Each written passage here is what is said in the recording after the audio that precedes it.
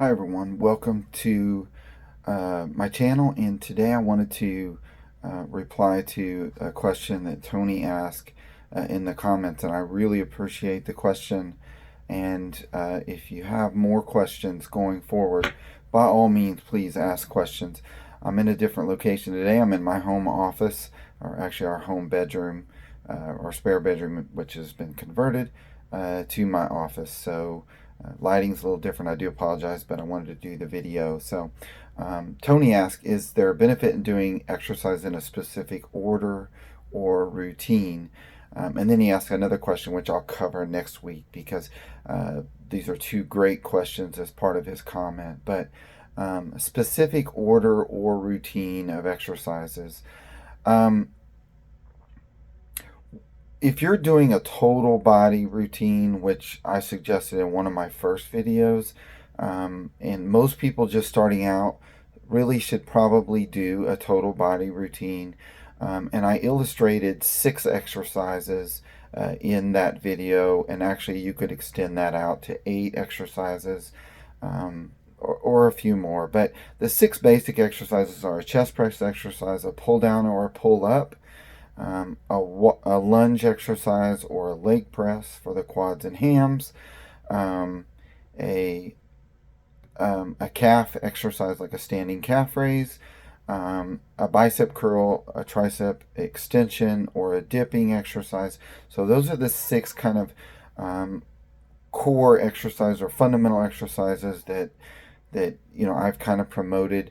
And one of the ways that you can do it is you can set it up as like a circuit.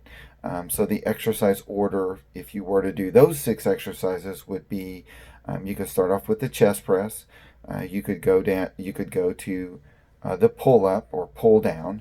So you have an upper body pushing movement, an upper body pulling movement. Okay, so push, pull, and then you could do the tricep exercise, like the tricep extension or a parallel bar dip. So that would be a pushing exercise. So we have push, pull, then we have push. So the tricep extension, the tricep exercise, then we have a curling exercise, which would be like a pull. So you have push, pull, and then you could do the multiple joint leg exercise, like the leg press, or a lunging exercise with dumbbells is what we use. We like to use lunges. Or you could do like a squatting motion, a squat machine, or dumbbell squats, or the trap bar squats. Okay, so there's variations of that. So pick one multiple joint leg exercise, and then you could conclude that circuit with a standing calf raise or a calf pressing exercise. Okay, so again, the order of that circuit, so you could do one set of chest press, pushing, one set of a pull down or a pull up, which would be a pulling, upper body pulling exercise. Then you could do the tricep extension, or we really like dips, parallel bar dips, for your triceps. And so you've got push, pull. Okay, the final pull would be a bicep curl. Okay, curling exercise. And then you go to the multiple joint leg exercise, like a leg press, lunge, or a squat. And then you conclude that circuit with the calf exercise. So you could go 1 through 6 and do those pretty much back to back. And then you would start back at the top, which would be the chest press exercise. So what that does is that manages the workout, the recovery within the workout, because you haven't done a pushing movement. If you took 30 seconds or a minute between each exercise, or 6 exercises, say 30 seconds to complete the set itself. So you're looking at 5 to 6 minutes before you've moved back to the same exercise, because it takes you a minute to a minute and a half to complete each exercise, including the rest interval, and then you would go back to the top. Now, that's not the only way to do it. That's one way. You could also do straight sets, and if I were doing straight sets, which we do a lot of at my training studio, I would probably start with um, the chest press or the pull down and then the multiple joint or the multiple joint leg exercise. So start with the bigger movements. So if you were doing straight sets, you might start off with the chest press.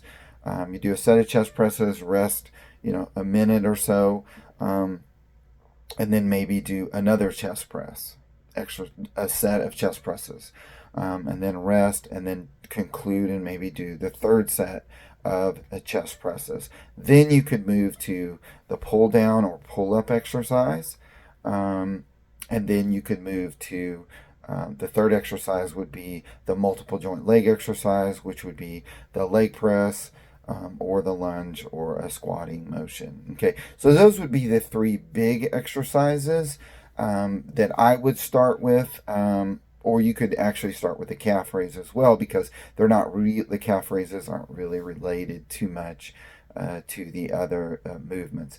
But if you started that routine with like a bicep curl, then you might be pre-fatigued to the point where you didn't perform as well on the pulling motion, like a pull up.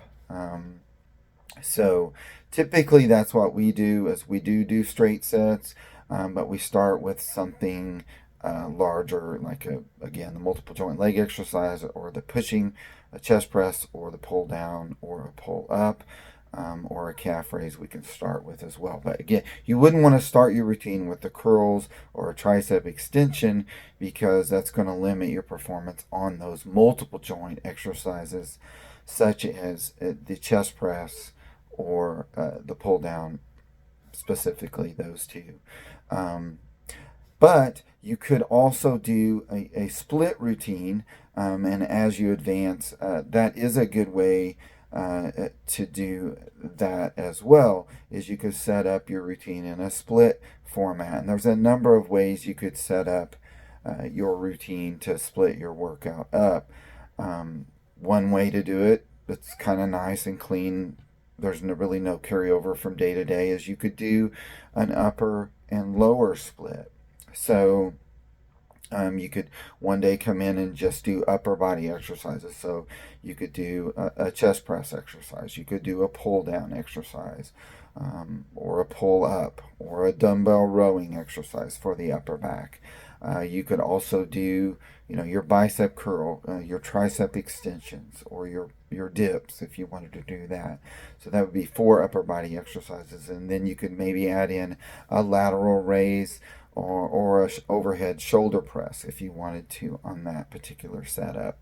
And then, maybe do 3 sets of, 8 to 12 reps on each exercise. And then the next day you could come in, maybe a couple days later, maybe you did that on Monday, then on Wednesday you could do the lower body. So you could do, a leg press, and then you might add in another exercise like a lunging exercise. Then you could do your calf exercise. Then you could do maybe a back extension exercise for the posterior chain, or a seated leg curl if you would like. So and then on Friday, if you wanted to do that third workout, you could pick up right back where you left off with the upper body day. Okay, so that's another way to set up your routine. But and we could go into there's a number of ways to do a strength training workout, but those basic exercises are really the key. But if you're just starting out with resistance training, I would highly suggest picking, maybe those 6 or 8 exercises, and maybe just do 2 to 3 sets per exercise after you've done one warm up. Then record the weight and the number of reps that you completed. And then record that in a journal, and then try to progress as you go. Keep the workout, the routine, the same, especially if you're just starting out, the same exercises, and record what you're doing, so you know if you're being progressive over time.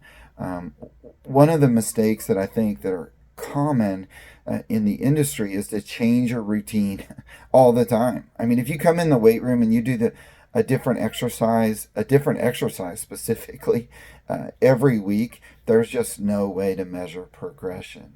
Okay, but so I kind of went a little bit long this on this video, but Tony's question was exercise order. And I just discussed two routines: a total body routine, maybe doing that 2 days per week. I think that's sufficient. And starting with those big exercises, getting the chest press, the pull down or the pull up, the multiple joint leg exercise, getting those three done first. And then you can conclude with the calf raise, the bicep curl, and then some sort of tricep extension, or dip, or even a push-up is a great tricep exercise, especially if someone is just beginning. So the exercise order would be getting those big exercises done before you do the single joint exercises such as the curl, the tricep extension, and the calf raise. Okay.